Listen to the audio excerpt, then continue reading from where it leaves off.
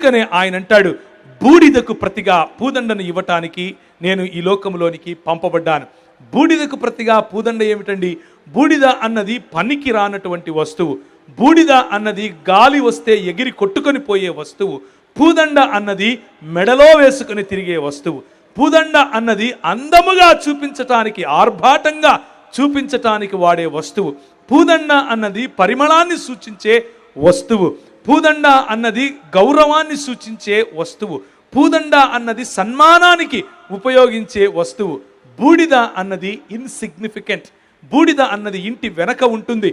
బూడిద అన్నది నిరాకారముగా అందహీనంగా ఉంటుంది. కానీ ప్రభు అంటున్నాడు, నేను ఈ లోకంలోనికి రావలసినటువంటి కారణం ఏమిటి అనంటే, నీ పతన స్థితిలో వ్యక్తిగతంగా మానసికంగా నీవు కృంగిపోయినటువంటి పరిస్థితిలో ఉన్నావు. కృంగిపోయి నిన్ను నువ్వు ఇన్సిగ్నిఫికెంట్గా చూసుకుంటున్నావు. నా రాకడ నీ జీవితాన్ని నేను పూదండగా మార్చటానికి వచ్చాను. ఇంకా చెప్పాలి అనంటే మార్చటానికే కాదు, ఎక్స్చేంజ్ చేసుకోవటానికి వచ్చాను.